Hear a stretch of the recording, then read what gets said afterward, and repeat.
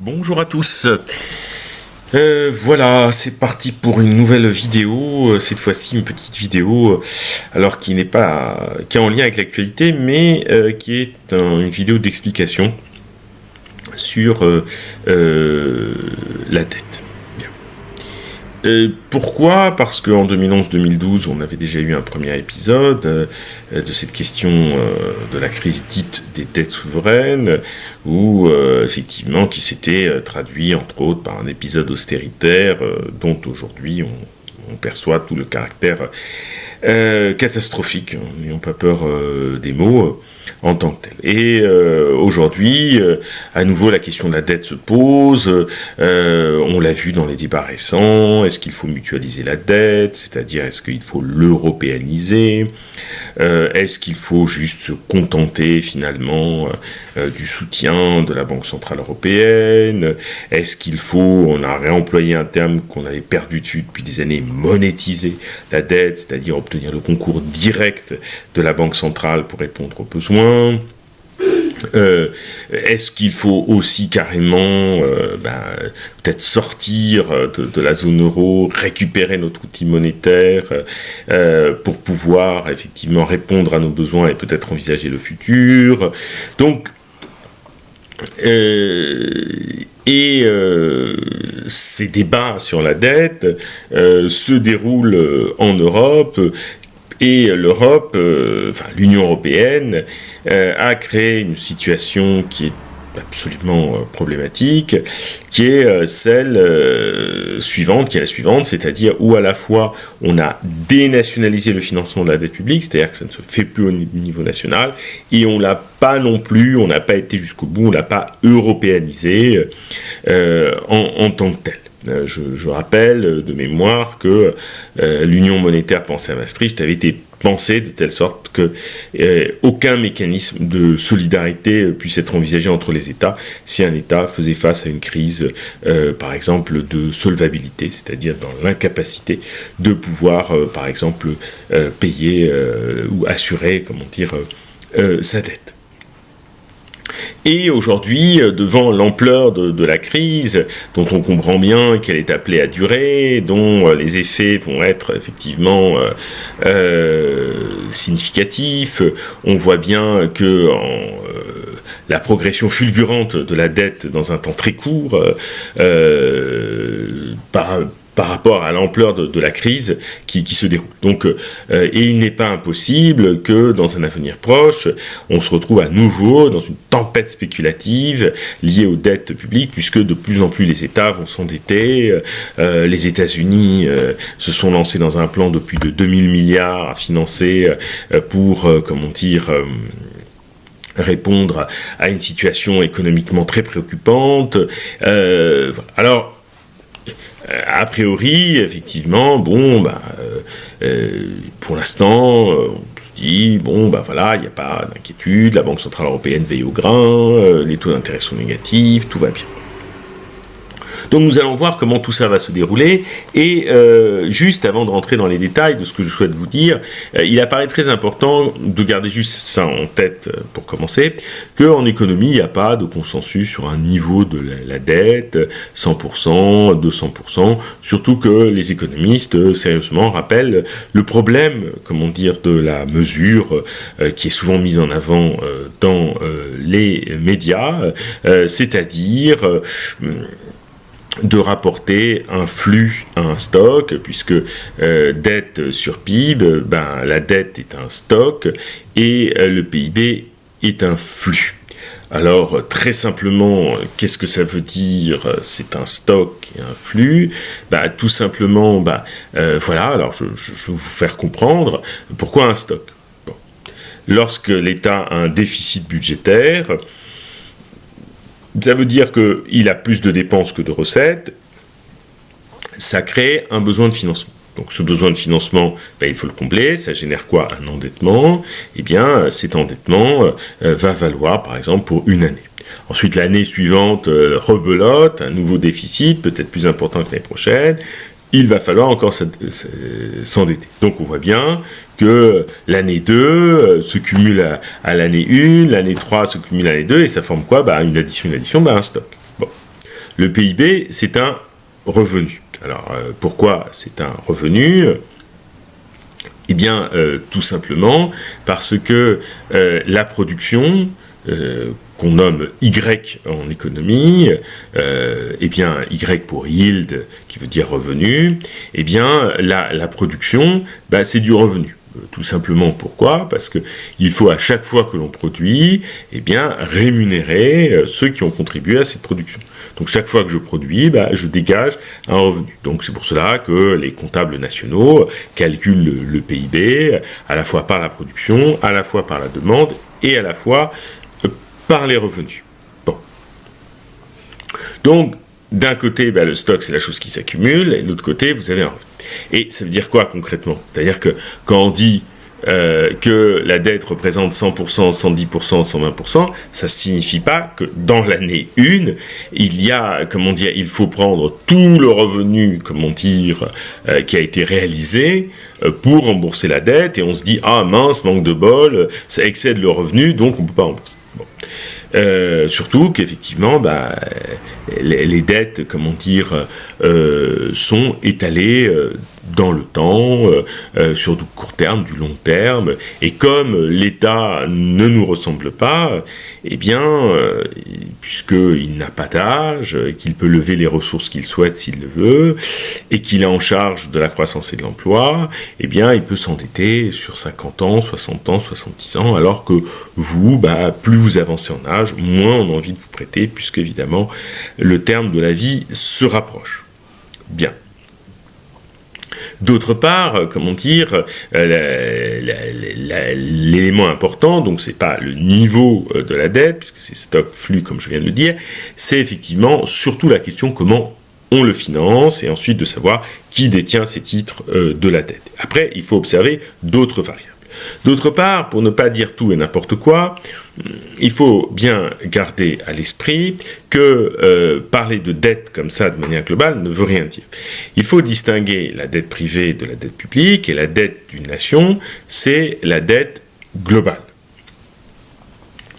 La dette publique, c'est la dette des agents des administrations publiques, c'est-à-dire la dette des administrations centrales, des ministères divers et variés, la dette des collectivités territoriales et la dette des administrations de sécurité sociale. À ça s'ajoute la dette des agents privés. L'addition des deux, c'est la dette globale d'un pays.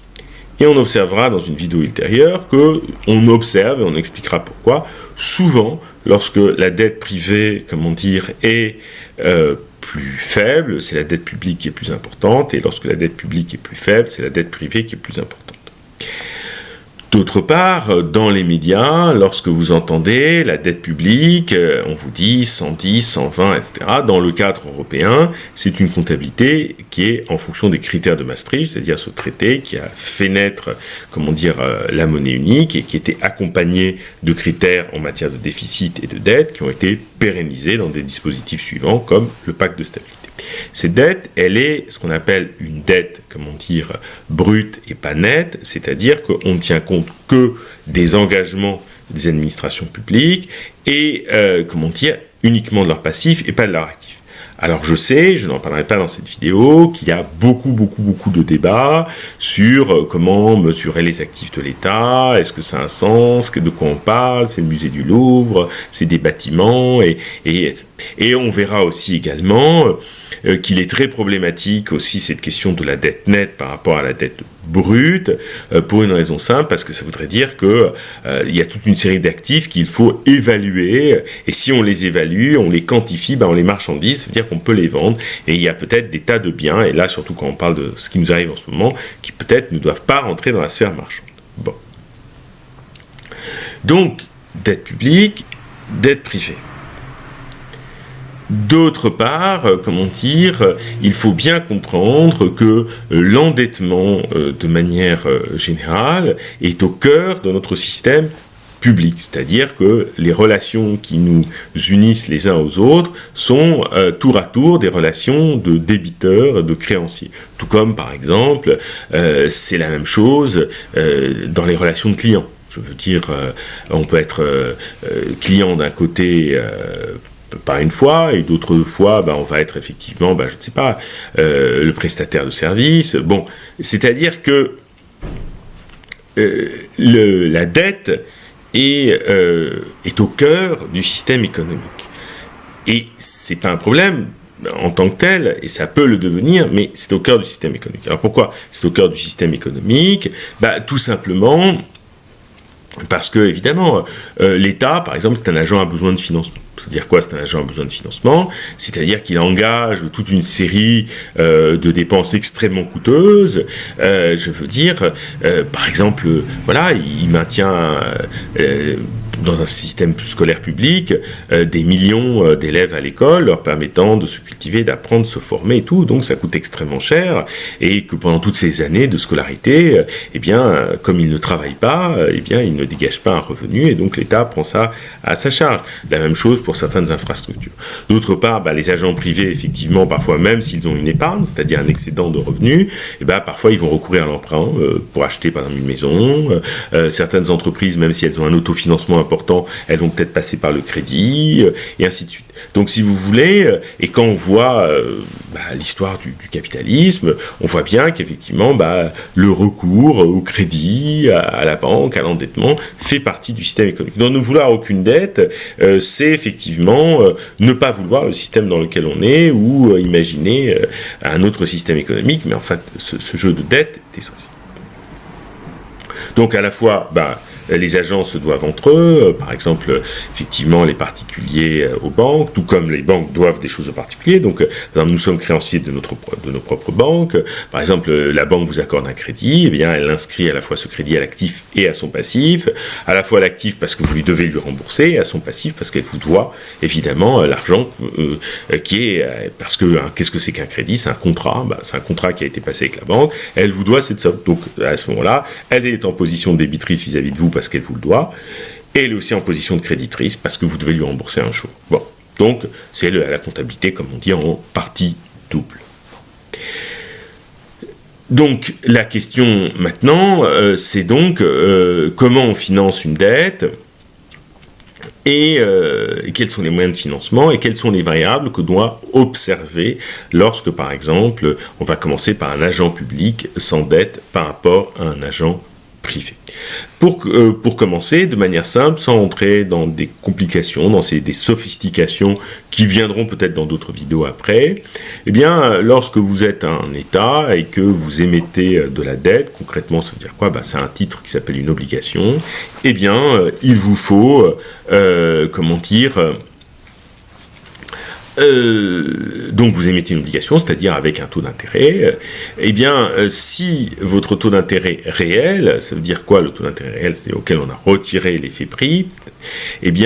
Si ce taux d'intérêt réel est important, c'est-à-dire admettons vous empruntez à 7% en nominal et vous avez une inflation à 1, vous voyez bien que le taux d'intérêt réel va être très élevé. Et que dans la même année, d'une année sur l'autre, ce que vous devez rembourser progresse plus vite que votre revenu, c'est-à-dire que la variation de votre PIB, ça veut dire que ce que vous gagnez progresse plus lentement que ce que vous devez. Donc finalement, votre endettement, il augmente. Et alors, comme les économistes aiment bien des métaphores, on va dire, c'est comme une espèce d'avalanche, donc c'est un effet de boule de neige, c'est-à-dire que la neige, elle devient de plus en plus épaisse, parce que vous devez de plus en plus rembourser. Et donc, quelle est l'autre variable que vous devez observer ? Vous devez observer comment varient les prix d'une année sur l'autre, parce qu'effectivement, s'il y a une certaine progression des prix, c'est-à-dire une inflation relativement rapide, ça peut réduire votre endettement, parce qu'en réalité, d'année en année, même si nominalement vous devez rembourser la somme en question, l'inflation passant par là, allège le poids de votre charge. Bon. Donc, ce qui est très important à observer, évidemment, c'est, pour commencer, après on pourra rajouter d'autres choses, c'est effectivement la variation de votre revenu d'une année sur l'autre, la variation de ce que vous avez à rembourser, et la variation des prix d'une année sur l'autre. Bon. Ça, c'est un élément essentiel. Même chose pour un ménage, vous pouvez effectivement observer quand vous empruntez à la banque, savoir quel est le taux d'intérêt que vous devez réaliser, et puis ensuite voir en fonction de ça, quel est votre revenu et comment votre revenu va progresser. Donc, voilà pour commencer. Ensuite, les États, évidemment, aussi s'endettent vis-à-vis de l'extérieur, ce qu'on appelle la dette extérieure. Admettons que vous avez plus d'importation que d'exportation. Donc, on dit monétairement, votre monnaie se détruit, parce que quand, finalement, il y a plus d'importation que d'exportation, eh bien, ça veut dire que pour le pays qui vous a exporté, c'est bien, parce que lui, ce sont des exportations. Évidemment, on transforme votre monnaie en la sienne, et donc votre monnaie se détruit, et donc il va vous falloir de plus en plus, effectivement, peut-être de votre monnaie pour acheter des biens étrangers, et que peut-être cet écart, il va falloir le combler par un endettement. Maintenant, et pour terminer cette première vidéo, la question est de savoir, cette dette publique privée, mais on va s'intéresser à la dette publique, comment on la finance ? Et là, c'est ce que nous allons voir dans une prochaine vidéo. Donc, soit on la finance effectivement directement par l'État, c'est-à-dire effectivement c'est la monétisation de la dette, c'est-à-dire que effectivement l'État, finalement bâtit tout un système où d'une certaine façon, eh bien, il ne va pas manquer de ce dont il a besoin. C'est ce qu'on va appeler les circuits du trésor. Il va faire appel à sa propre banque. Soit il peut recourir effectivement au marché financier, c'est-à-dire effectivement il va sur des marchés financiers dits obligataires pour financer ses besoins. Donc, voilà. Et donc ça c'est une autre possibilité que nous pouvons traiter. Donc la question qui se posera pour nous, c'est finalement qu'est-ce que l'Union européenne a choisi et comment les États ont choisi de financer leur dette. Et nous allons voir cette contradiction inhérente à l'Union européenne, c'est-à-dire qu'on a dénationalisé le financement de la dette, c'est-à-dire que ça ne passe plus par un canal national et que ça n'a pas été non plus européanisé. C'est-à-dire, c'est pas passé par l'Europe. Alors je ne dis pas que ça devait passer par l'Europe, mais si on défait les structures nationales, si on est conséquent, on va jusqu'au bout, et c'est-à-dire on les européanise. Si on pense que le fédéralisme est souhaitable, si on pense que l'Europe doit prendre ses directions, etc.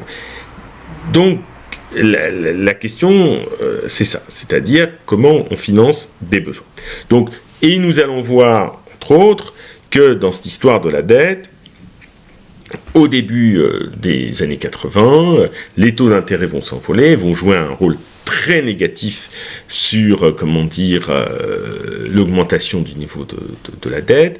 Et nous allons voir également dans cette petite vidéo qui suivra que, en tant que tel, le problème de la dette publique est moins lié à des dépenses incontrôlées qu'à un problème de recettes principalement, et que nous allons voir que durant cette période qui court des années 80 jusqu'à nos jours, aussi le problème lié à la croissance économique qui, dans certains cas, va être plus faible que par rapport à ce qu'on vient de rembourser. Voilà ce que je pouvais dire pour cette première vidéo introductive sur qu'est-ce que la dette.